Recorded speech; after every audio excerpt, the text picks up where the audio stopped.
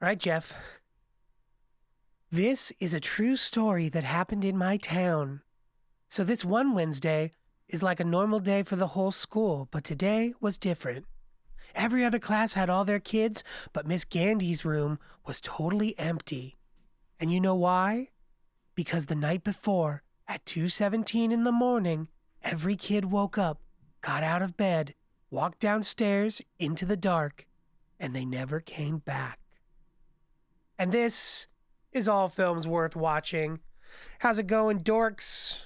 It's your probably your third favorite film host if you're a film podcast nerd, Thomas Newby, followed by your second favorite, or along with your second favorite, Jeff Young, book talker extraordinaire, black metal enthusiast. I'll let him sing his own accolades here in a second.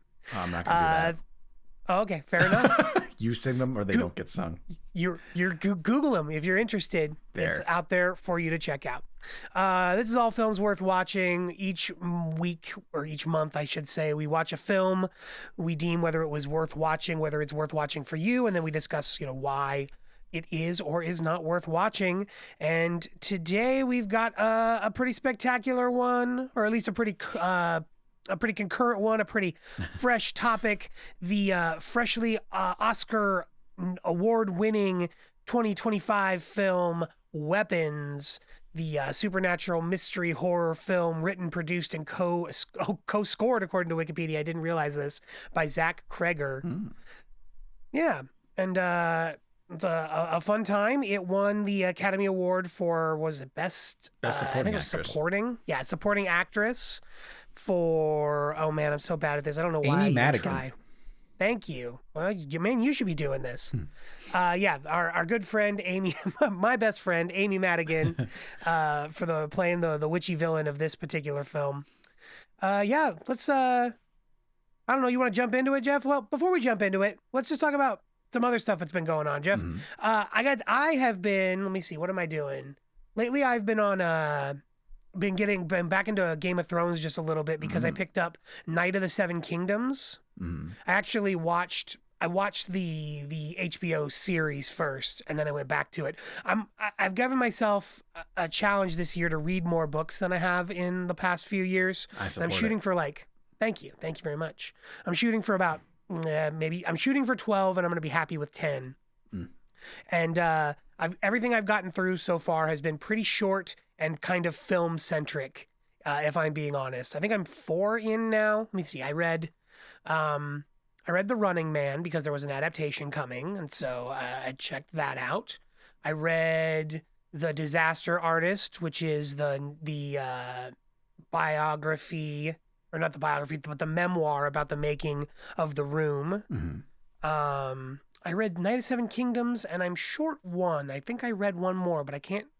It's not a good sign that I can't tell you what it is off the top of my head. 3 with an asterisk. Yeah, there you go. 3 with an books asterisk. with a maybe. I promise you. I'll track it down. I have it written down somewhere. I'll remember. Have you read Night of the Seven Kingdoms, Jeff? What do you think? I'm curious what you think about it, because I have kind of a weird relationship with George R.R. Martin. Like, I haven't read the other books, but I loved this one. But before I get into it, tell me what you think about it. I have not read it, and I've not seen it. The extent to which I'm familiar with it is the ads that I've seen for it on YouTube and TikTok. Solid.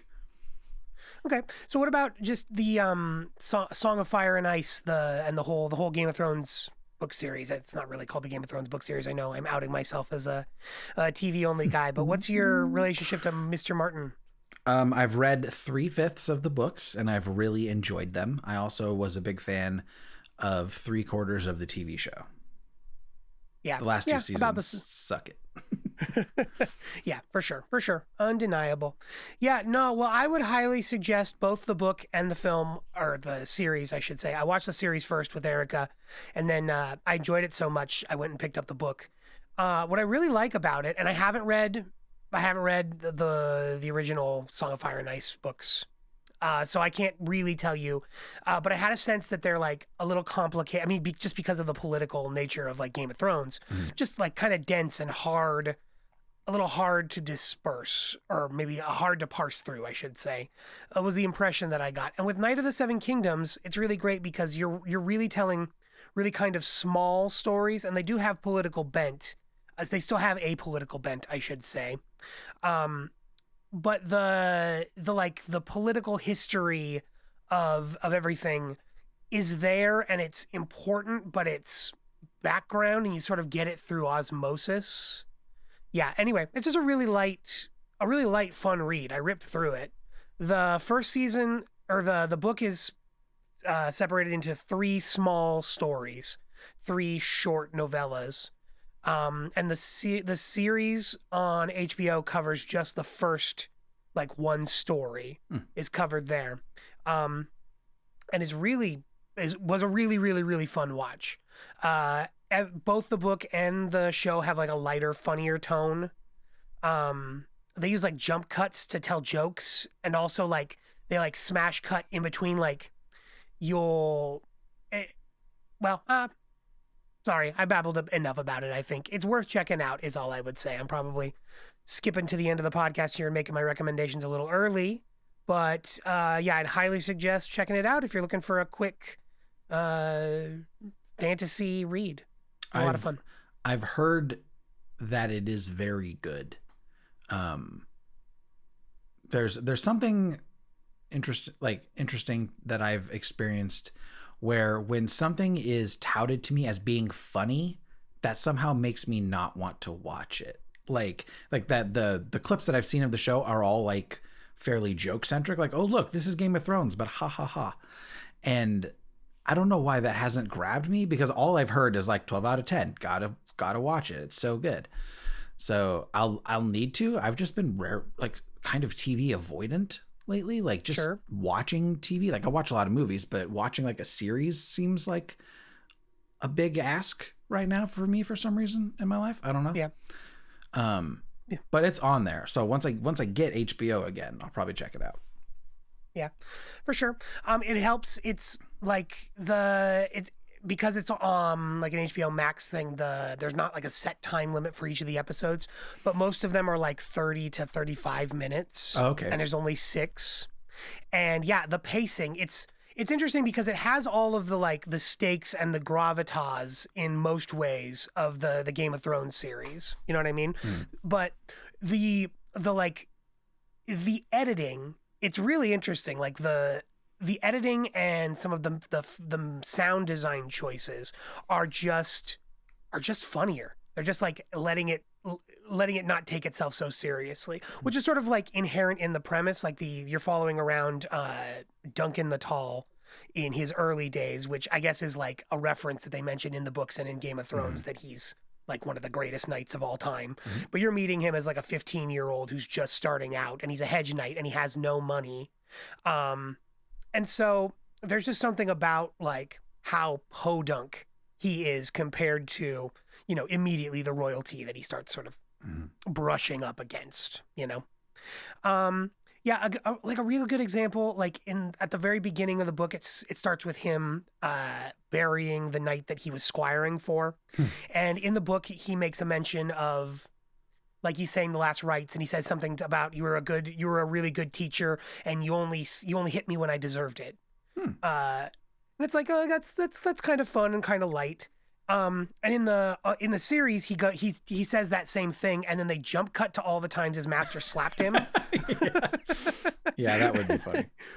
Yeah. And so it's like, you know, it's still pretty grim. Like the joke is that he got hit a lot and like smacked into shit. Like they go through like, you know, it's pretty gruesome. I wouldn't say gruesome, but they're not pulling any punches.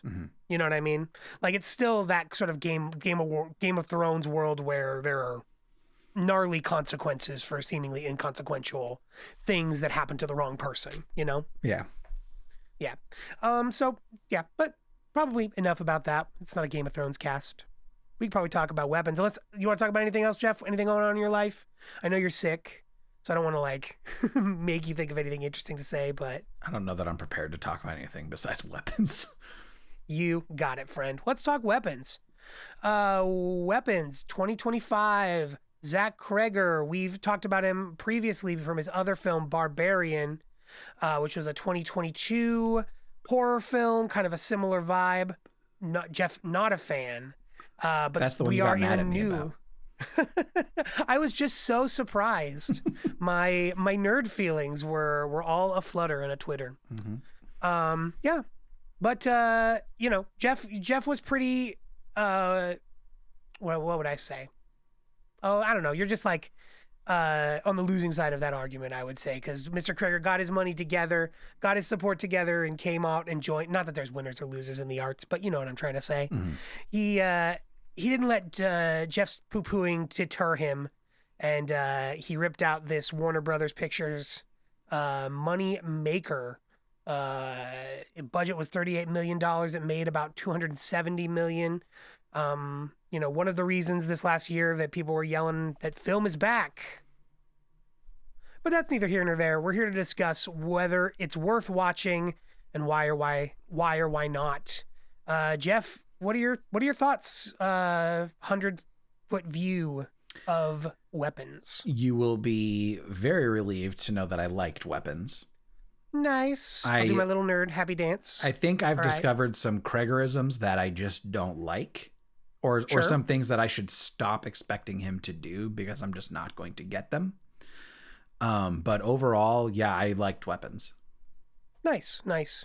Yeah, it's interesting. I've had some like thoughts about our conversation with Barbarian, some things that are like, if I hadn't have gotten all like nerd ragey, things I would have said in the moment. It'll be interesting to hear what you think as we go about, you know, what those, or actually, you should just tell me now. What are those Zach Kregerisms? What are the things that sort of stick in your craw a little? He is not going to explain anything to me. He's not going to tell me what Gladys's like source of power is. He's not going to tell me, is she a witch? Is she insane? He's not going to tell me those things because those are not the things he's concerned with. I think, you know, the part that they play in the larger allegory is more important to him than that's not the part that's interesting to him. Is the like what the evil is like the less interesting thing. But that's the more interesting thing to me, where I'm like, what? Why? How does any of this work? Like, I want the functional explanation of how this is happening. And he's like, does not matter. Give me my Oscar, please. And so I just need to stop expecting that from him because he just 0 for 2 is not going to do it. Yeah. I mean, you're basically parroting back what I've been thinking about when I've been playing this conversation in my head, in my bed at night, trying to sleep.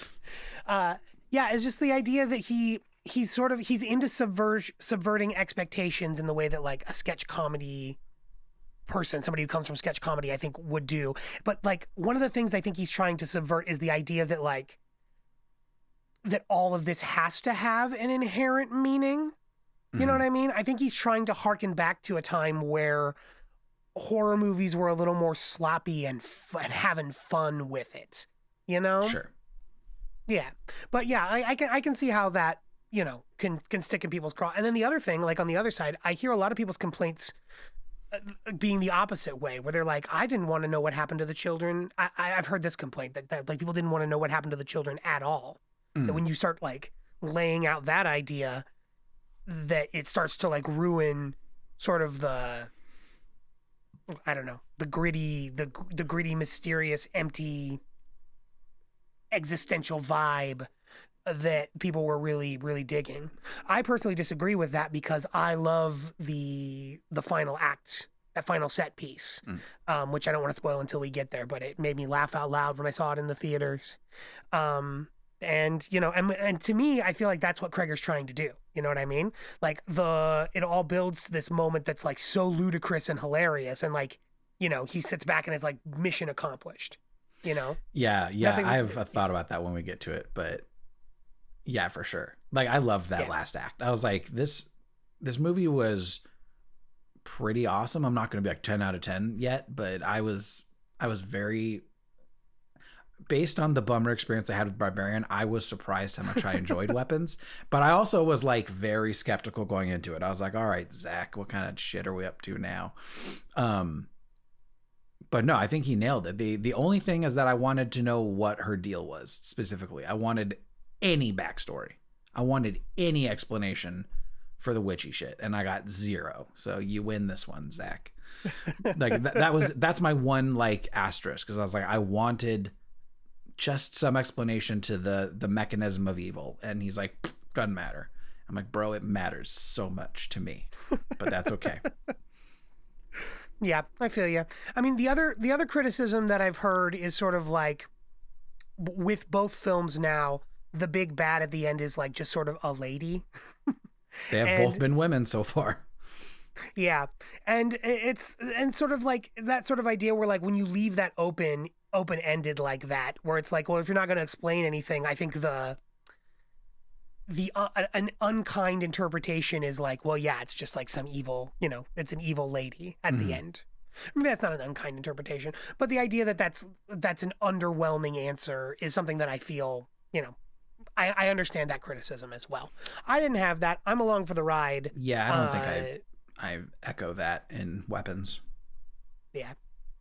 Yeah, but definitely, I mean, but I remember hearing people say that about Weapons and then thinking back to our conversation about Barbarian. And I was like, well, that's essentially what Jeff was saying about Barbarian. Mm-hmm. You know what I mean? So it just seems like there is something resonant there, you know, where it's like, okay, well, these are just kind of scary ladies. And like, I don't know, maybe you have a thing about, have a thing about scary ladies. I don't know. No, I have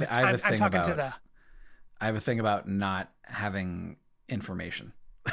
That's what I dislike. Sorry, that was directed to the titular, not the titular, but Mr. Kreger. Oh, sure, yeah. I think he's afraid of women. Big scared of women. Yeah, there you go. Women were not nice to him as a child. Diagnosed, signed, sealed, delivered. Let's jump into the plot, shall we? Let's do it. Cool. A child narrator explains how on a Wednesday 2 years ago, 17 children in Maybrook, Pennsylvania ran out of their homes at 2:17 in the morning and vanished into the night.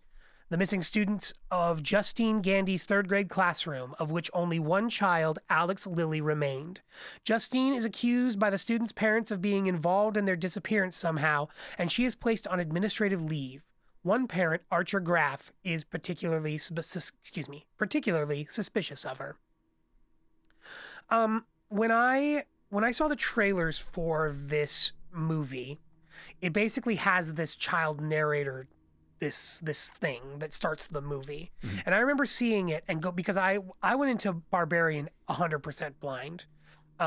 Really, more than one podcaster that I listened to were concurrently basically saying at the same time, there's this new movie Barbarian, the less you know about it, the better, you should go see it. Mm-hmm. And that's how I did it for Barbarian.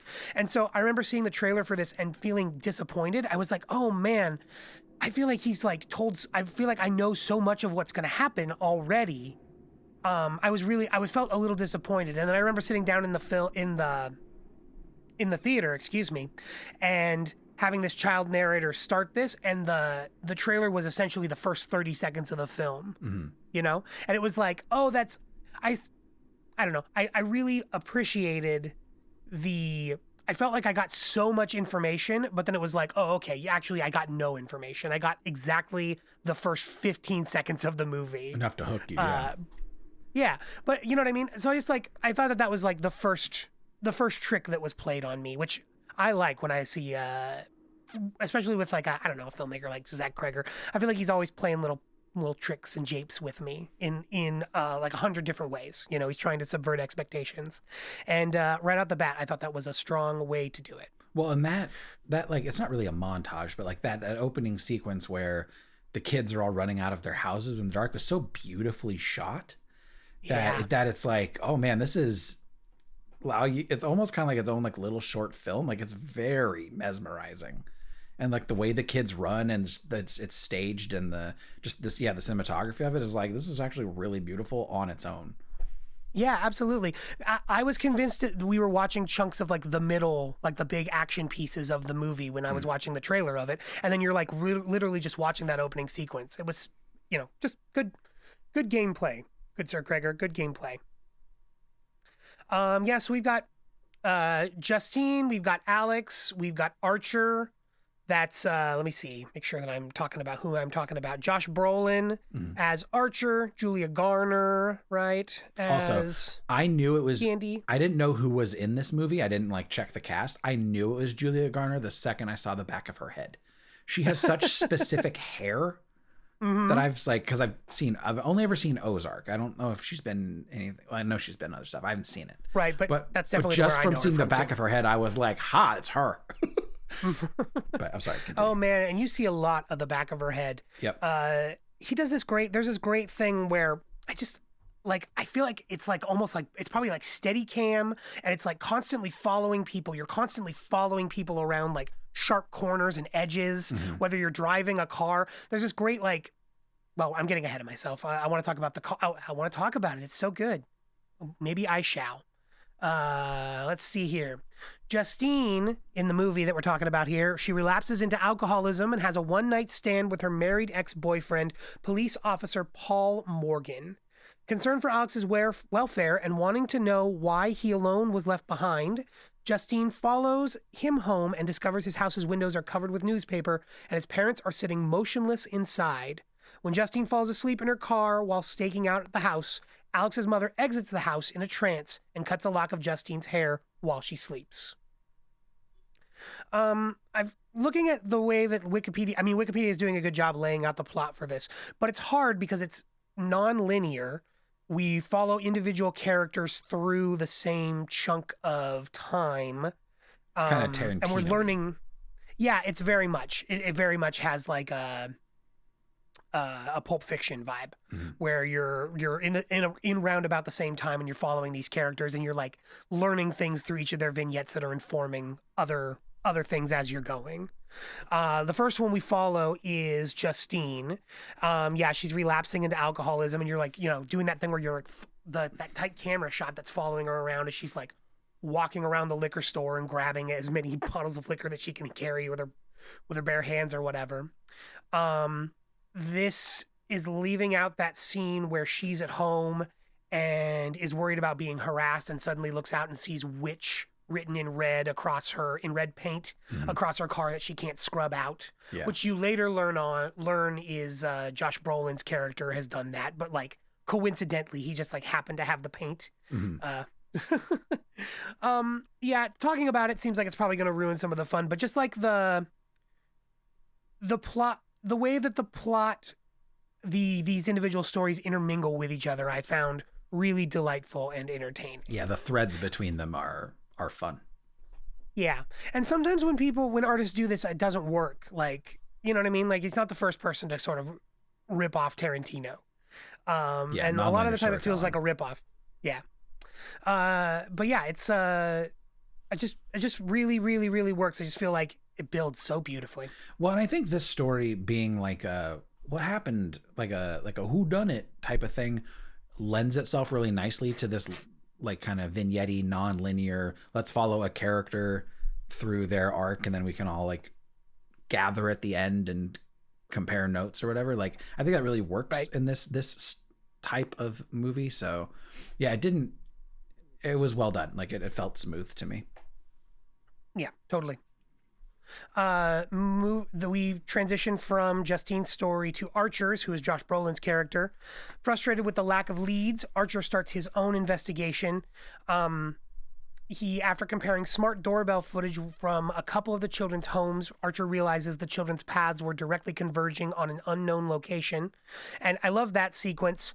I love the deal where he goes and essentially harasses one of the other parents that he knows has doorbell footage, the wife of a wife and husband duo, and then when that doesn't work, he like stakes it out until husband gets home.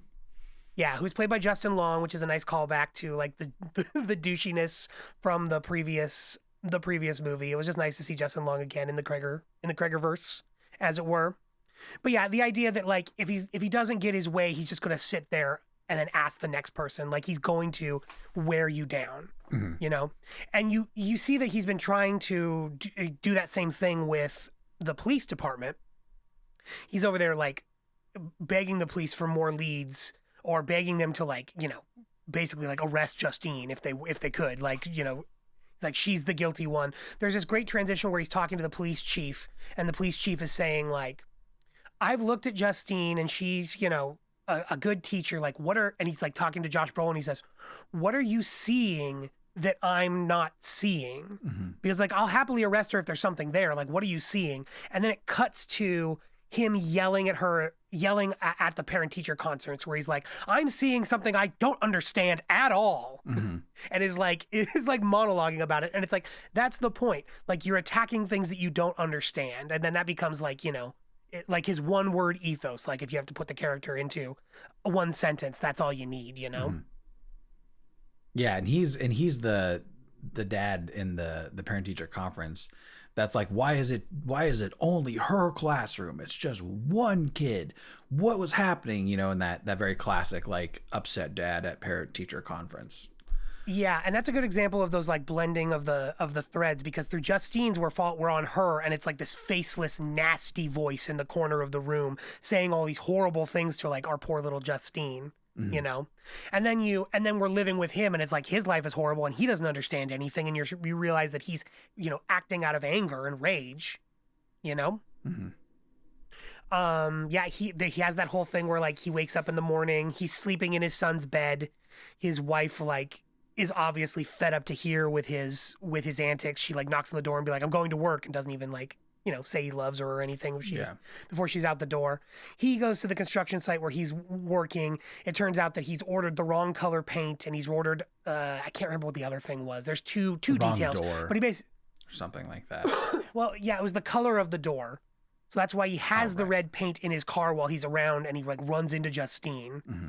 There's one other thing. I can't remember. I think it was like he ordered the wrong lumber, or it was some minuscule detail. But anyway, the point is like it's clearly showing that he's obsessed with his missing son, obviously, and it's affecting his work life. Mm-hmm. And then on top of that, it puts that red paint into the back of his car because he picked up the wrong paint and he needs to replace it anyway. And so like when he happens to accidentally see Justine's car around, he like takes advantage of a moment to like write witch on the side. Oh, but he doesn't. He follows her.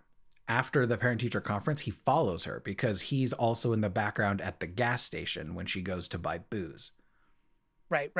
So yeah, he's strictly following her to her house. Right. And then he like basically like gets nothing, has no satisfaction, and so like he acts out. Mm-hmm. It's sort of the same pattern, and that's where he writes witch on the side of her car. Mm-hmm. Yeah, totally. Which, I mean, is also like kind of a fun like. Yeah, for sure. Definitely putting witches in the brain early and often. Mm-hmm. During this time, both Archer and Justine are plagued by nightmares of the missing children, along with a mysterious elderly woman. What did you think of in particular, the Josh Brolin dream sequence? Did it work for you? Did it not work for you? That giant AK-47 floating in the sky with 217 written on the side? Yeah, that didn't land for me. I think I didn't get it. Like I didn't mind the imagery or like what it was trying to do. I think I just didn't put that together. I was like, what does an assault rifle have to do with this? Other than like it was 2:17 a.m. obviously, but we know that from the intro monologue. But I didn't understand it being a rifle, other than like a remark he makes later on about the children being weaponized. But I was like, I didn't get the rifle. Yeah, I mean, I think it's, you know, dream logic. So like I don't think there is any other direct connection other than that. And then the other thing is like, because the witch is like coming to them in their dreams, I'm curious about like what the rules are. You know what I mean? Because he doesn't know necessarily those children have been weaponized yet, mm-hmm. but she does. You know what I mean? So like, it's that fuzzy dream logic where it's like, who's bringing the information to the dreamer? Is it stuff that they already know? Is it somehow that they have a connection with the other person? It leads me to believe that they do have some sort of a connection, or at least can like, through the dream state, absorb some information from her, you know, magic aura or whatever. Mm-hmm. You know what I mean? I could see a world where it's like, oh, she's weaponized those kids, and this is like my brain trying to tell me that mm-hmm. with the little information that I know. Yeah. You know what I mean? Yeah, but you're right. Very, very open. The AK-47 in the sky was like the one thing that was like a little iffy on my side too, where I was like, I don't know. I mean, but I'm a Kreger boy. I'm along for the ride. So I didn't, we're moving right along. We go through the dream sequence, and then we're hanging out with Paul, the police officer, who goes out on patrol and runs into James, a homeless drug addict who we've already met. James shows up in Justine's section at the beginning. He asks her for change twice. He tells the same lie about, I think he says he's looking for a bus trying ticket. to get to his, yeah, he's trying to get a bus ticket to get back to his brother. And he asks her on the way into the gas station and then on the way out. And she doesn't change her answer, obviously. But yeah, we've got this policeman, Paul. He is, we find out that he's in recovery. He is dating somebody that's not Justine. And so hanging out with her for drinks and whatnot was, all sorts of a bad idea. I might be getting ahead of myself, though. Let's see. While on patrol, Paul prevents James, a homeless drug addict, from committing a burglary and pricks himself with a needle while frisking him. Paul angrily strikes James, then releases him after realizing his dash cam has recorded the assault. Yeah, so this is that moment where this is one of those moments that like makes me laugh more than maybe it should, but it does make me laugh out loud. It has made me laugh out loud both times he does it. He catches this drug addict and he's like, "Okay, sir, do you have any needles in your pocket? I don't want to get poked."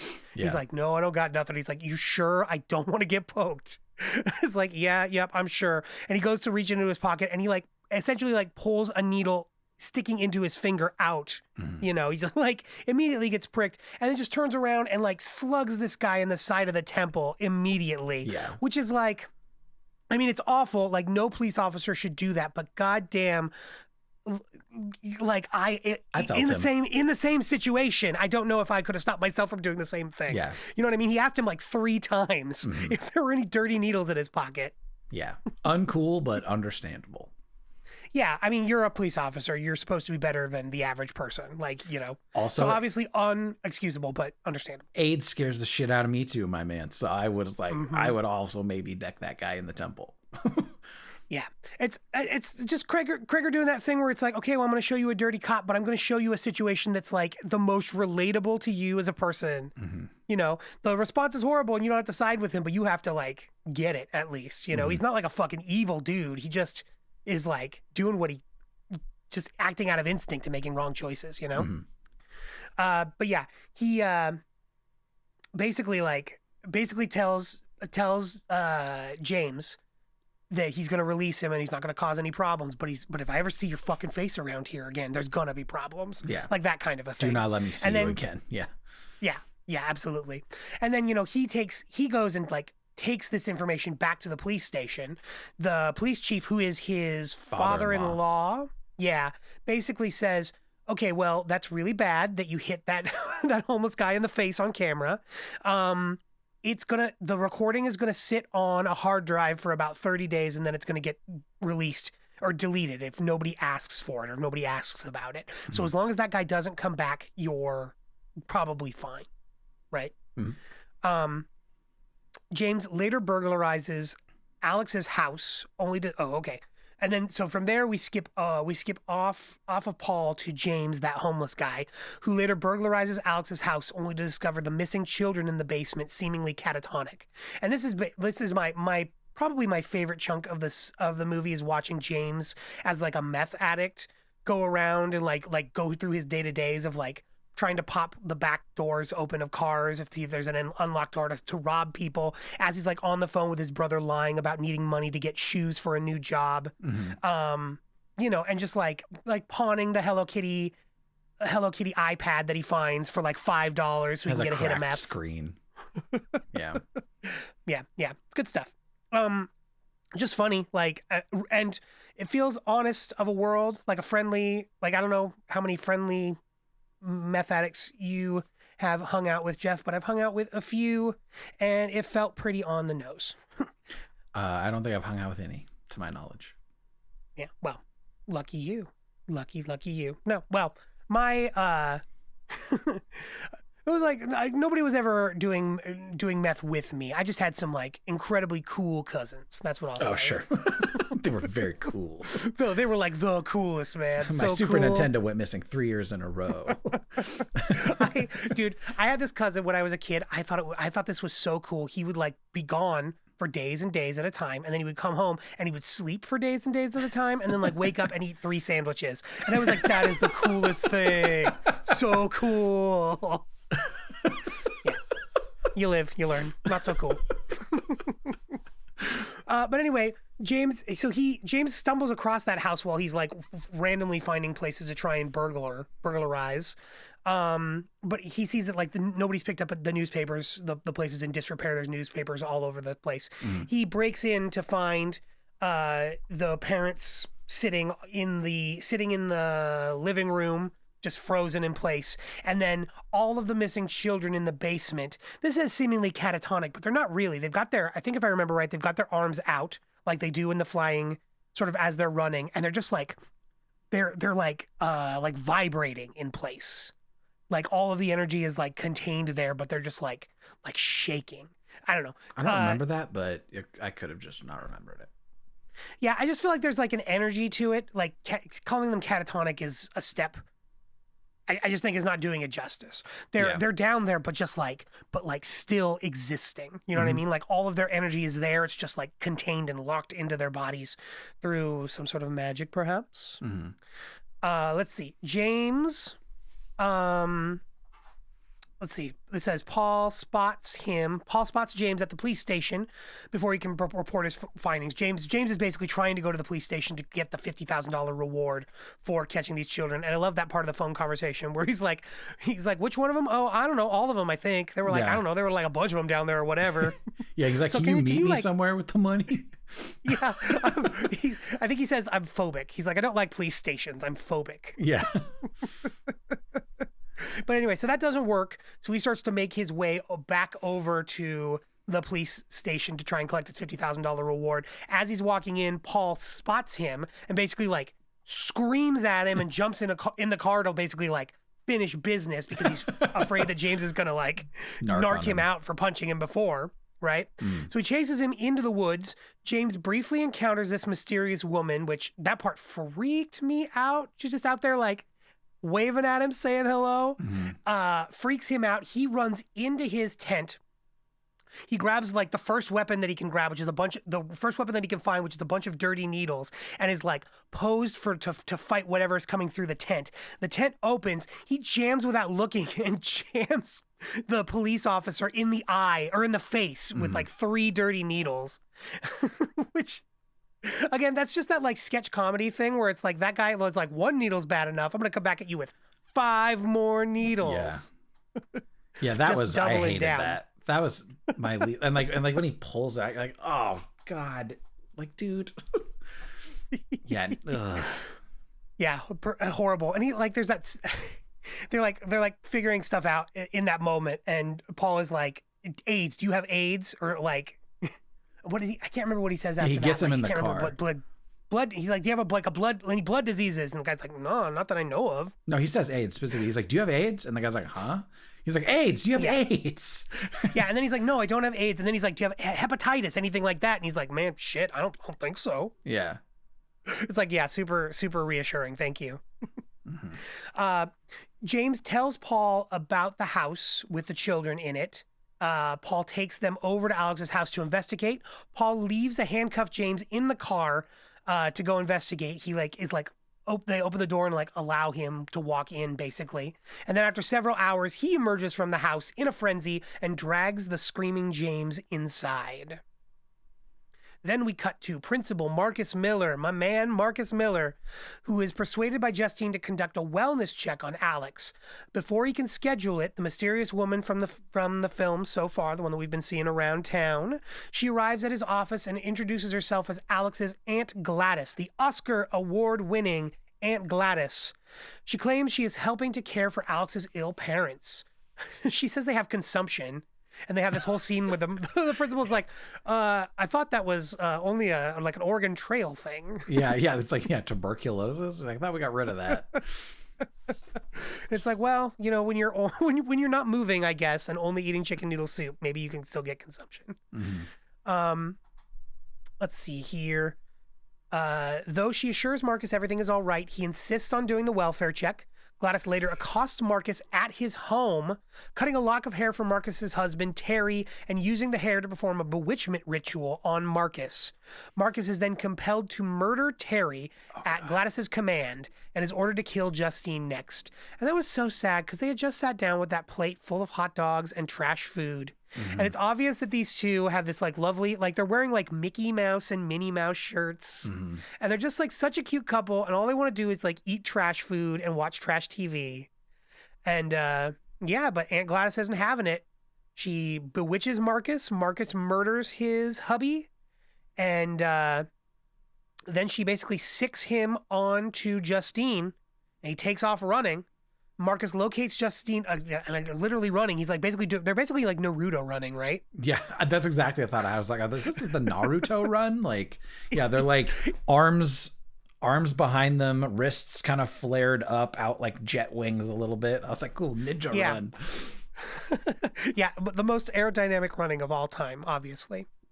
Yeah, he does that for like ever. It shows like a jump cut of him running across town, essentially, because that's how it works, until he finds Justine at that gas station where she is arguing with Archer about whether or not she's guilty, right? She attacks Justine. Archer attempts to defend her just long enough for Justine to escape in her car.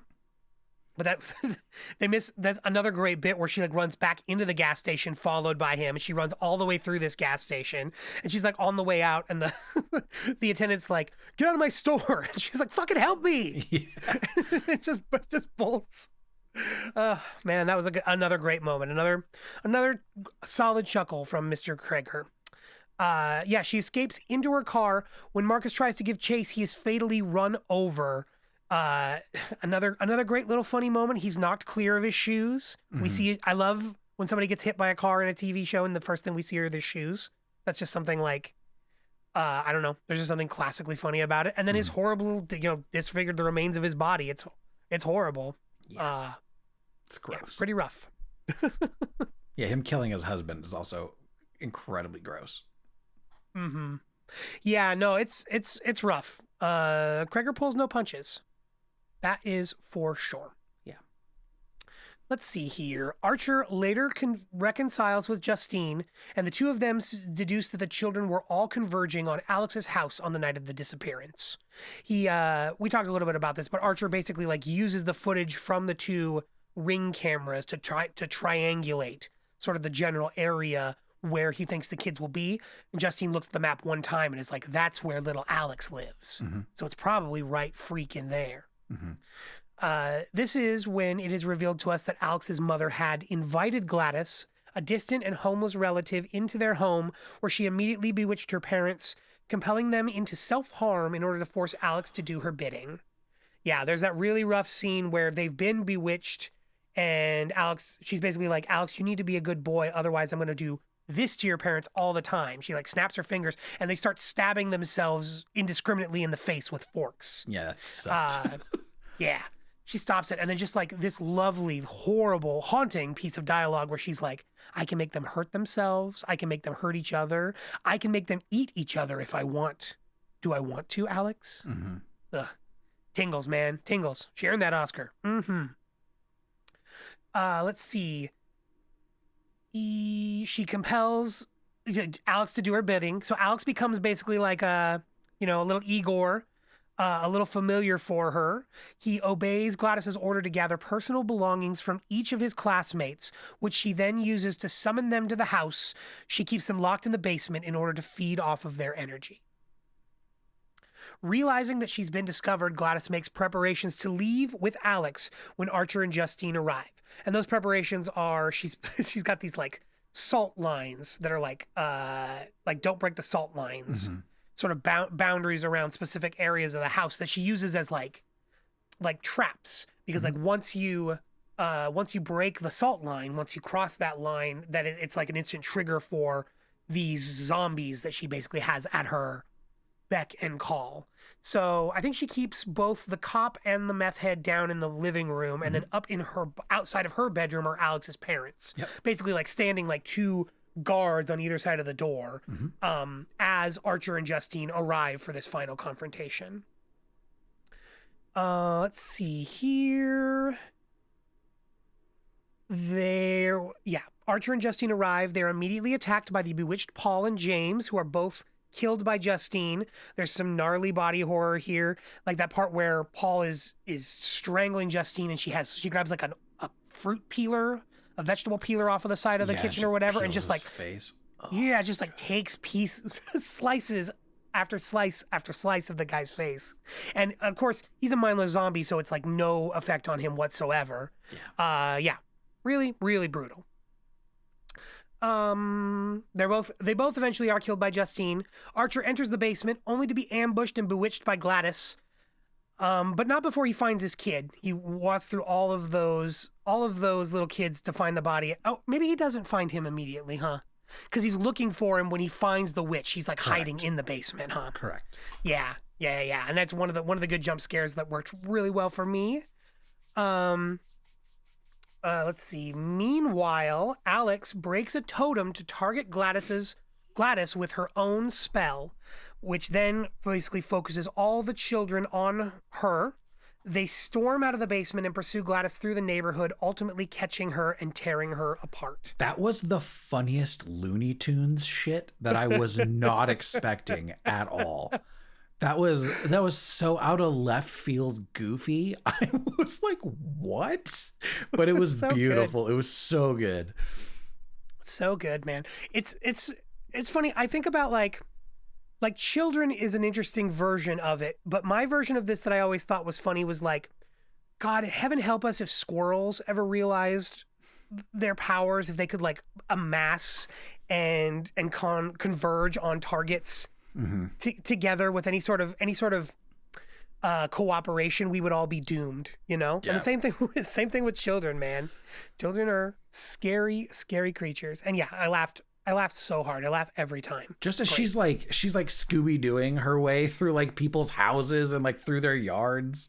And just like that guy's like mowing his lawn. And he's like, and he looks up and she's just like, like in a yard across the street. And he's like, what? And then all the kids run by, but they're just like crashing through windows and doors. Like, so that was, I was going to say, like 3 seconds behind her, like 4 children will smash through a window or like through a door after. Like a heat-seeking missile. They're like just through windows, doors, doesn't matter. It's so good. The Oscars happened this last month, and Jeff, I was saying, not that I thought that you were, but I was like, don't watch the Oscars because the opening spoils it. And what it was Conan O'Brien as the host.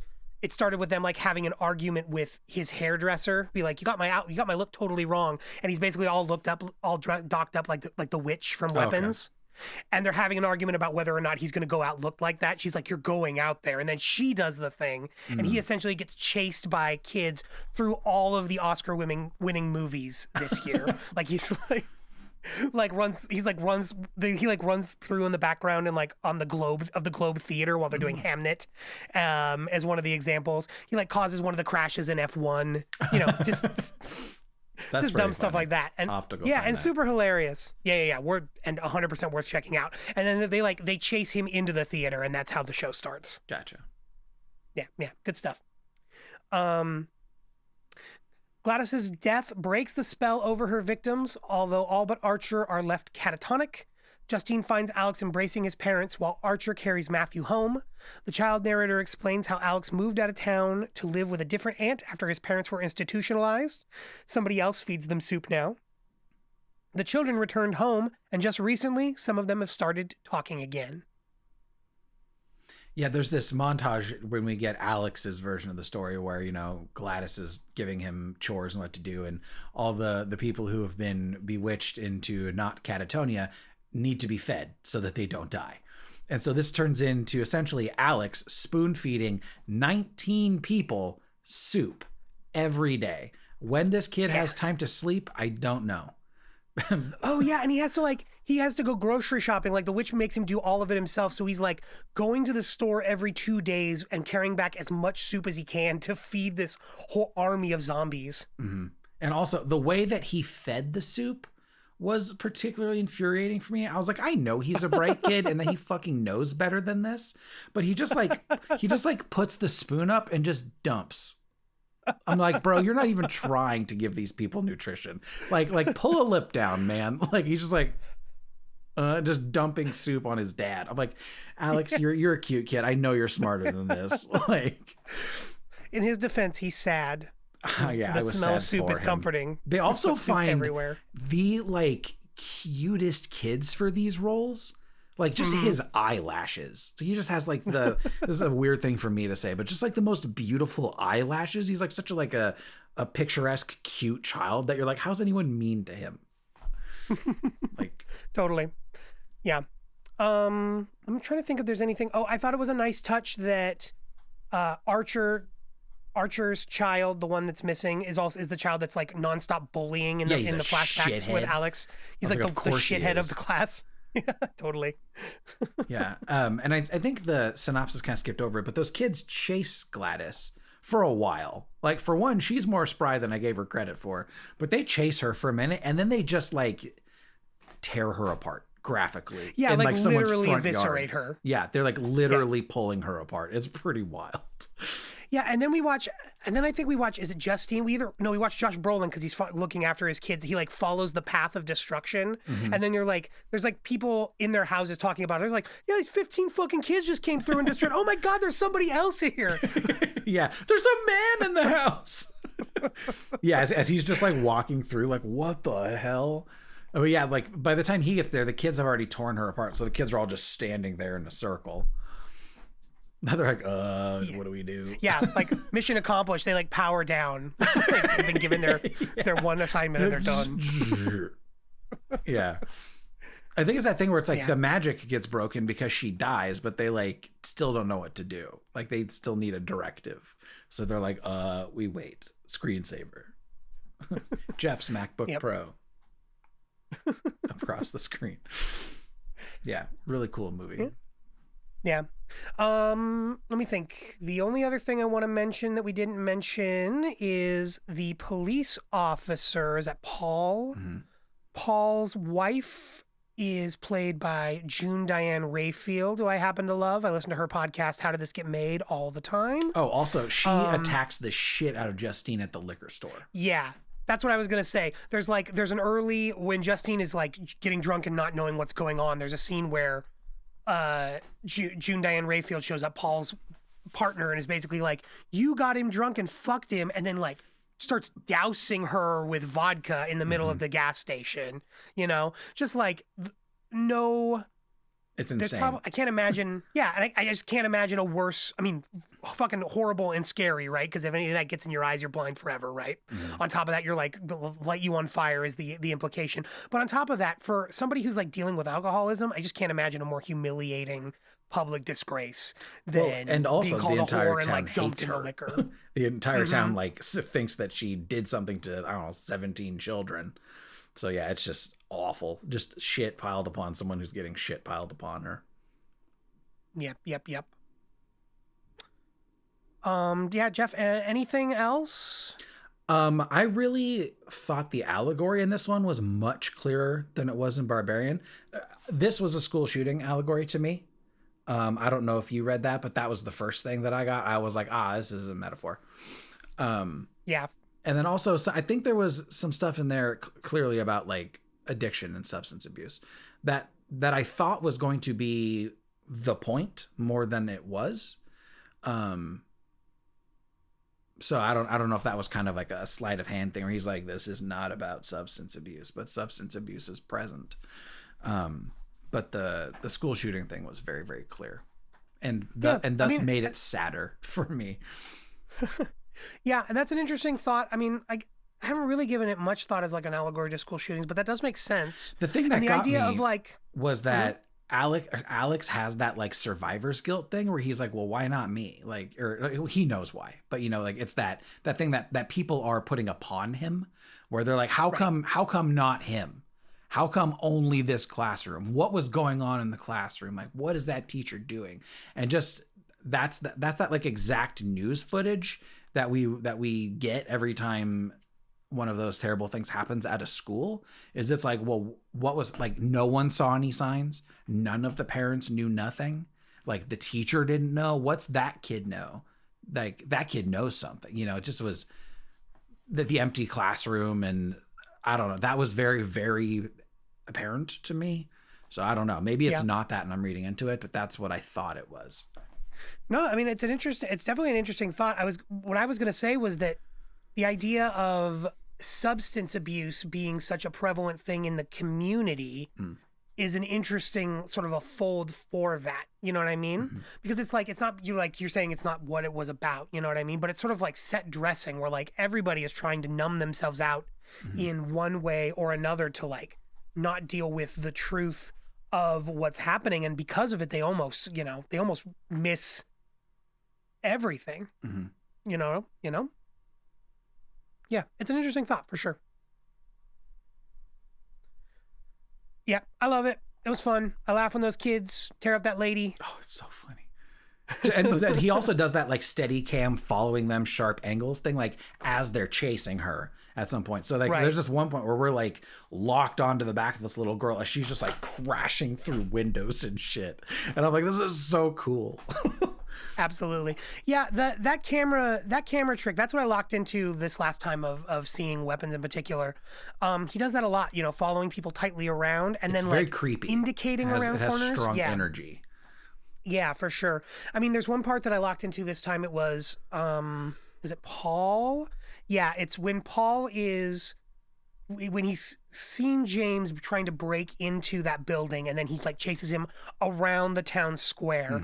There's this like behind, like the camera is like sitting behind him, but then occasionally it's like pivoting to the right before he does. So it's like indicating where he's going to go or what he's seeing. And it's just like, oh man, it was such an interesting viewpoint and so controlled. He's got so much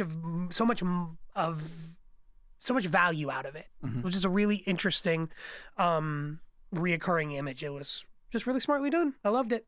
It was good. Good stuff. Yeah, I also felt that Alex's dad was doing like an 80s dad impression. There was something about him where I was like, oh, he's impersonating his dad when he was like dealing with Alex. He's always like, how's it going, champ? We're going to have a good day though, aren't we? And I'm like, you're so weird.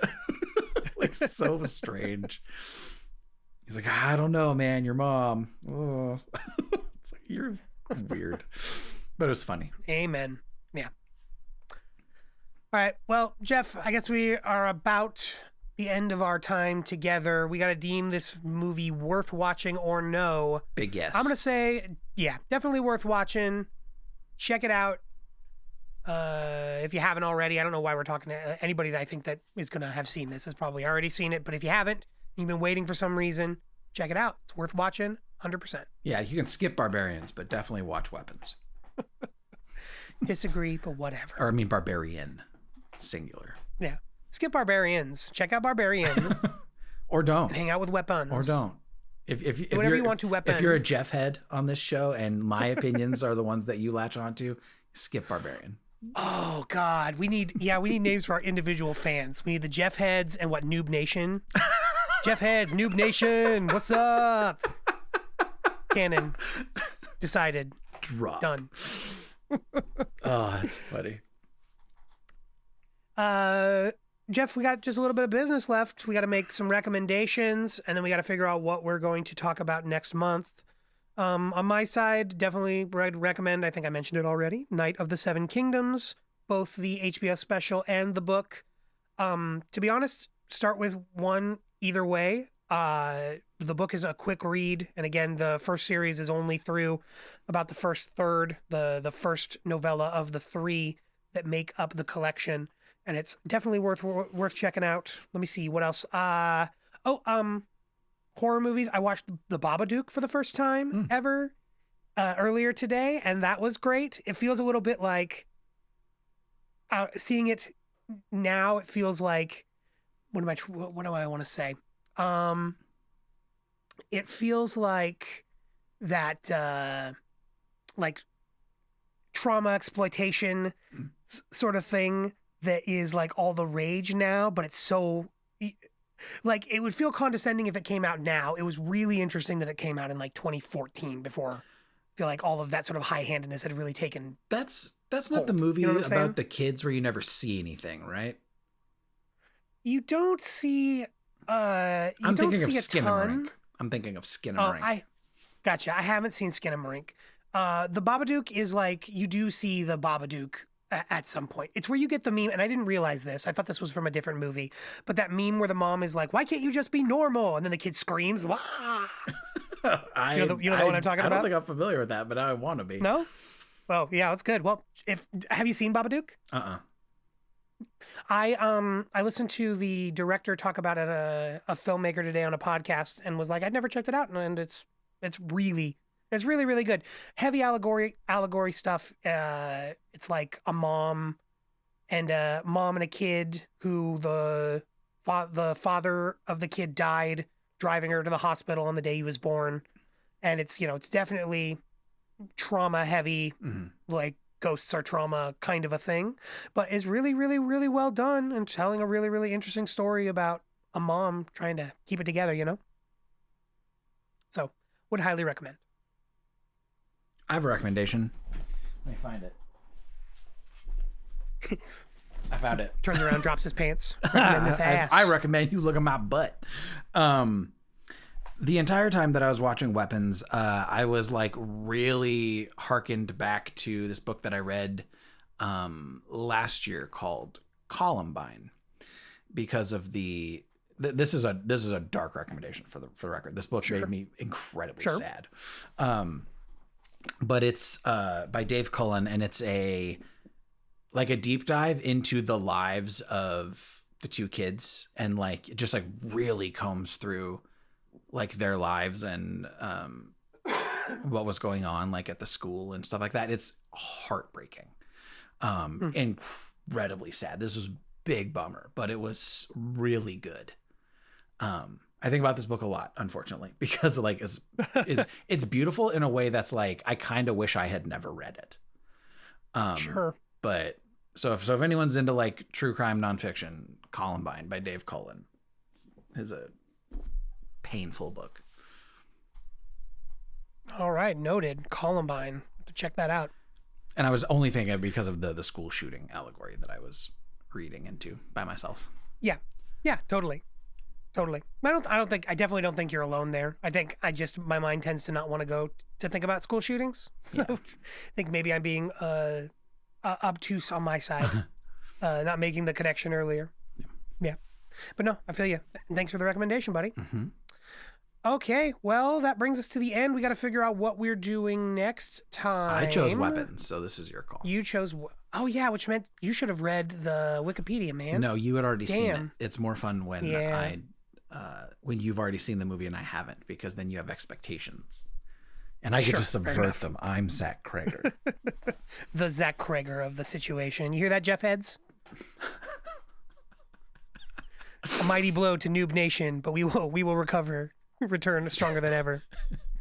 Okay, my thought, Jeff, was this was one of the 2026 Oscar-winning films. I thought it would be fun to maybe look at what was nominated for Best Picture this last year and pick something out of there. I have one that sticks out to me out of these that I haven't seen, but I'm going to read them all real quick. Tell me what you have seen. Tell me what you haven't seen. Tell me what sounds interesting. Okay. So the Academy Award for Best Picture nominees from 2026: The Secret Agent. Never heard of it. Okay.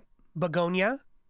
I've seen it listed on Apple TV. I don't know anything about it other than it's got Jesse Plemons, and he seems to be like an it actor right now. He's been in like a ton of stuff.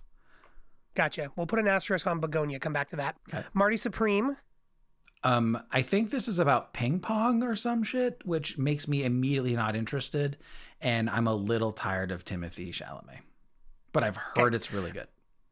Yeah, I won't, I definitely won't twist your arm. I've already seen it. I think it's my favorite Timothée Chalamet thing I've ever seen. Not that Have I you see seen everything Dune, he does. though? I have seen Dune, believe it or not. What are you doing? I mean, but like, So like Timothy Chalamet is playing like. Have you seen Uncut Gems? Have you seen any other of the Safdie movies? Okay, so it's got that Uncut Gems vibe. Like it's got that main character, that reckless self confidence, right? It's set in the 50s. Timothy Chalamet is like, okay, I need $50,000 or whatever to get to Japan to play in the ping pong national Olympics. It is about you ping are pong. not going to I was regret. right. Okay. He's saying the whole time he's like, ping pong is going to be the next biggest global thing, and we are all going to be on top of it together. Like that's his whole pitch. You know what I mean? Yeah. He's like, I'm riding the wave to the next best thing. And so you're like watching him from the beginning be like, oh, you stupid idiot. You're so fucked and you don't even know it. Sort of in that same way of like watching Uncut Gems where like from the beginning you're like, this guy's doomed. Yeah. Just who he is as a person. He's so doomed. And watching The Spiral was a lot of fun. Sorry, I'm getting sidetracked. Okay, Marty Supreme. Next is Train Dreams. Never heard of it. That's on Netflix. That's kind of a sad, smaller one. F1. I saw that. Cool. Have not seen it myself. I don't think Sinners. you'd enjoy it. Fair enough. I have not seen Sinners. I do know a lot about it. Thank you, Sure. pop culture. But I've not seen it. Okay, fair enough. Frankenstein. The new one, obviously. There's a new one? Guillermo del Toro, motherfucker. News to me. Hamnet. Slightly familiar. Thank you, college, but I haven't seen the movie. Yeah. One Battle After Another. I've been curious about this one just because I like Leonardo DiCaprio. Yeah, that's a great one. That's one of the few I've seen. And then Sentimental Value. Is that the Skarsgård one? That is the Skarsgård one. Curious because I like Stellan Skarsgård, but I've not seen it. Conan O'Brien, when he's being chased by all those kids, he like stops and has a 5-minute conversation with Stellan Skarsgård in like Danish or an Icelandic or whatever about all of his emotions, and he's like, I cannot believe I learned Finnish for this. And then they like start the chase again. Pretty good. Okay.